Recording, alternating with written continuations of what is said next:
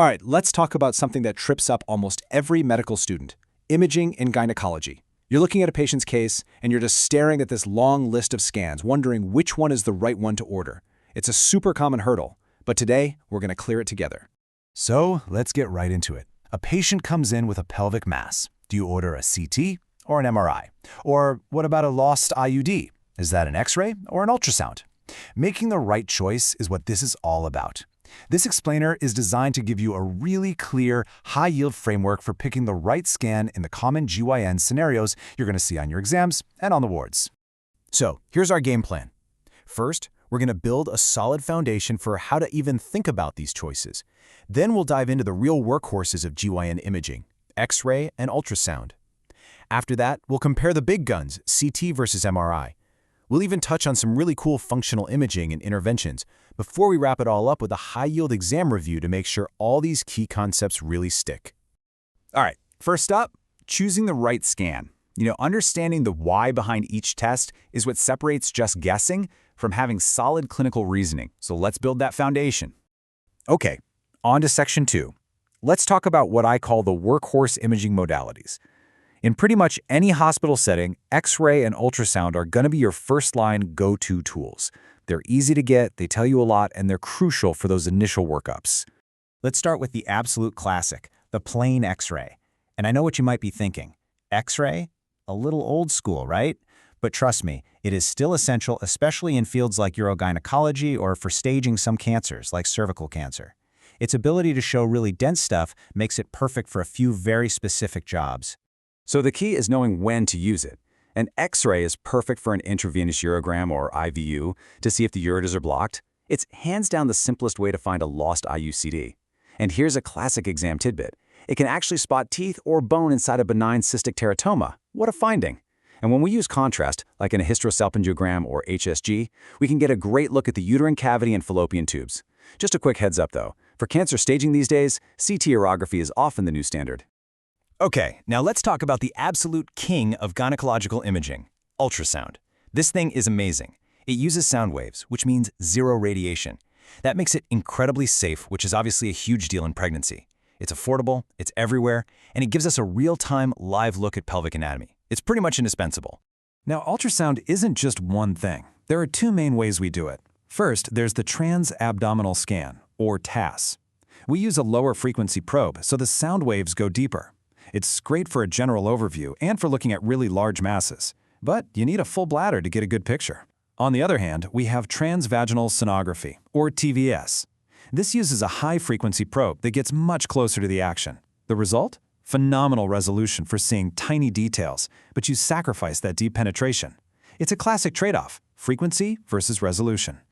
So where does ultrasound really come in clutch? For an infertility workup, TVS is the gold standard for tracking follicles. For a suspected ectopic pregnancy, it's how we spot that classic tubal ring sign. It's your first-line investigation for pretty much any pelvic mass.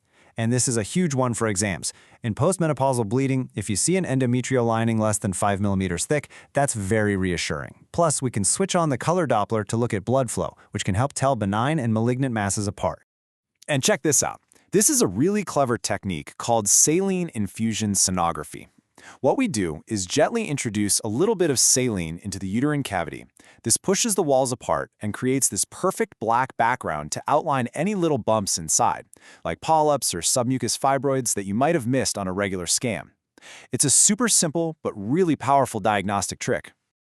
Okay, let's level up. Sometimes ultrasound gives us an answer, but we need more detail, or we're dealing with a malignancy. That's when we bring in the heavy hitters, CT and MRI. And knowing exactly which one to choose is a super high-yield topic. So that brings us to the big question, the one you'll probably see on an exam in some form or another.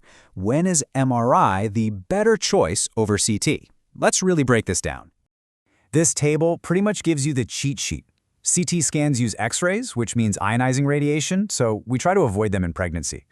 Its real strength is giving you that big picture anatomical roadmap. It's excellent for cancer staging, checking out lymph nodes, and hunting for metastases. MRI, on the other hand, uses magnetic fields. No ionizing radiation, totally safe in pregnancy. And its superpower? Its absolutely superior ability to show differences in soft tissues. And boom! Take a look at this T2-weighted MRI. This is exactly what I'm talking about. Look at that incredible detail. You can clearly tell the layers of the uterine wall apart from the bladder and see the precise margins of this big pelvic mass. This is the level of detail you need to diagnose tricky things like adenomyosis or to map out fibroids before surgery. A CT scan could only dream of giving you this kind of picture. All right, on to section 4. So far, we've mostly talked about what things look like, the anatomy.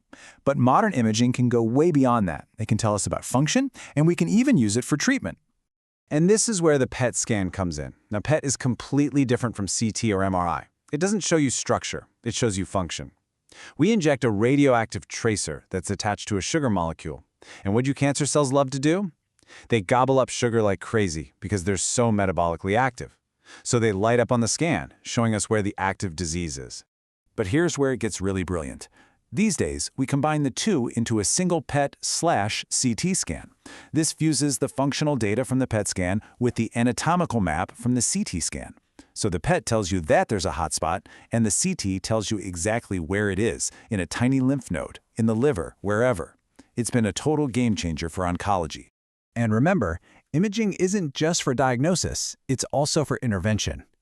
Uterine artery embolization is an amazing example of this. An interventional radiologist can thread a tiny catheter from an artery in the leg, navigate it all the way up to the uterine arteries, and then block the blood supply to fibroids. The fibroids then shrink, and you've just treated the patient without major surgery. How cool is that?